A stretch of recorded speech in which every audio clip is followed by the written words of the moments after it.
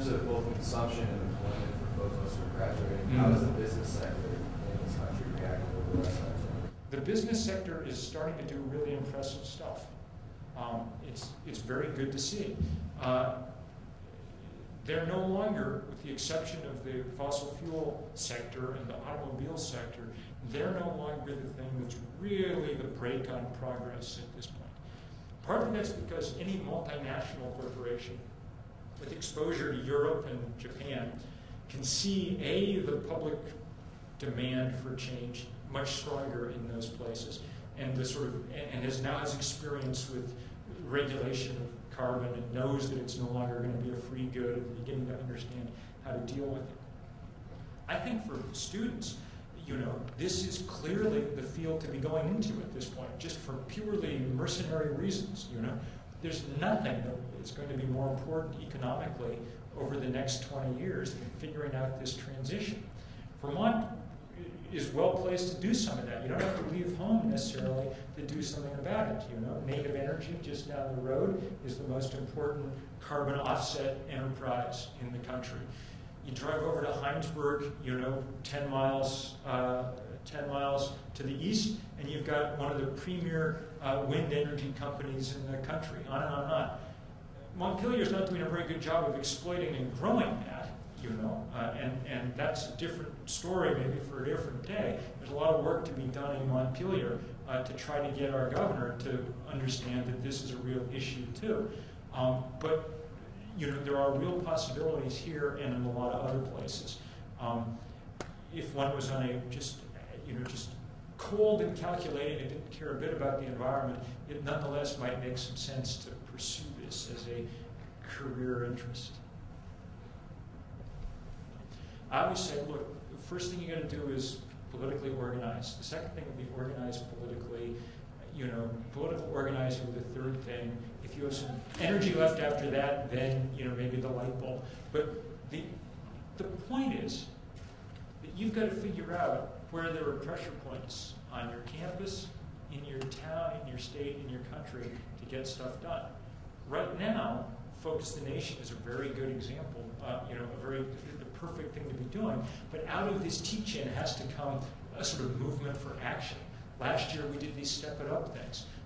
Go to onesky.org and track, what the upcoming sets of events and demonstrations and rallies and campaigns and things will be. This is an epic election.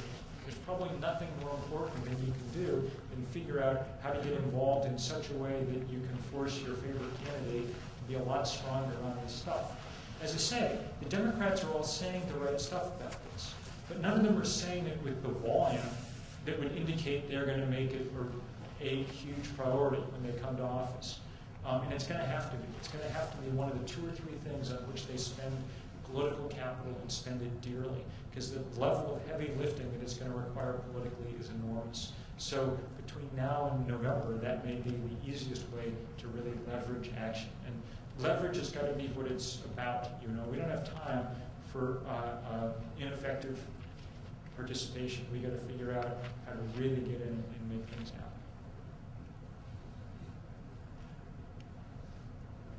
Yeah, it'll be obviously apparent that I'm not a scientist. I know you're not strictly speaking a scientist, so I don't want to put you on the spot with this, but if you go back to the basic where you started, a million, parts, the air, million parts of air, there are 300 CO2 parts, there are 999,000, whatever the number is, 700 other stuff. How much, so basically, if it gets really bad, 200 of those 900,000, whatever it is, are going to be displaced by a CO2, which would have to, I guess the question is, how much more of a greenhouse effect does a CO2 molecule have versus the average of the other 999, oxygen, nitrogen, whatever, I don't know what it is.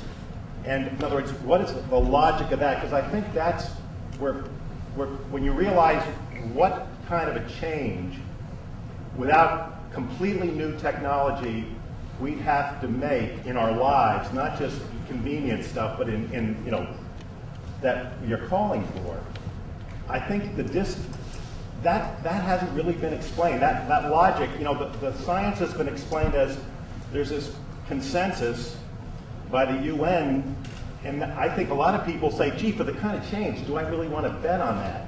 Yeah. I mean, you could buy pollution, yeah, but this is a big deal, so could you help us with that? Sure. I mean, it's a very good question, because the numbers sound so small, you know, a few hundred parts per million CO2. How could that really make a difference? But this turns out to be a finely balanced system, you know. Over time, over a long time, the amount of CO2 that the planet produces naturally, volcanoes and other ways, and the amount that it absorbs have been quite finely balanced. And there have been only long and gradual changes in levels of CO2. We're spiking off the end of it in a completely unprecedented way. Levels of CO2 are already higher than they've been for millions of years and going higher all the time. And because of the molecular structure of that, it's enough to trap what's, again, a fairly small extra increment of heat, you know, a degree so far. We've gone from 59 degrees globally average to 60.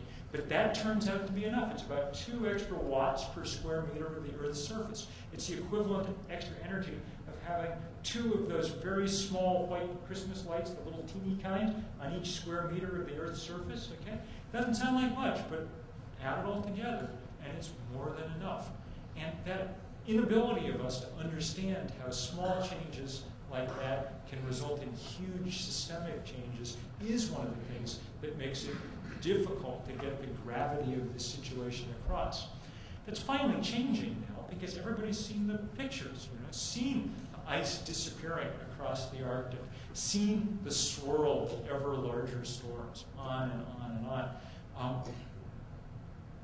At a certain level, you know, one of the questions we're going to find out is whether our brains are set up to deal with this kind of situation. Whether or not we're able to, whether or not the big brain was an adaptive idea or not, you know. And we're going to know before very long whether it's able to summon us to the kind of action that we need. I mean, it's given us the warning. The scientific community has done its job, you know, in a really remarkable way in short order. They've issued us the warning. Now we're going to find out if we're going to pay attention to it or not.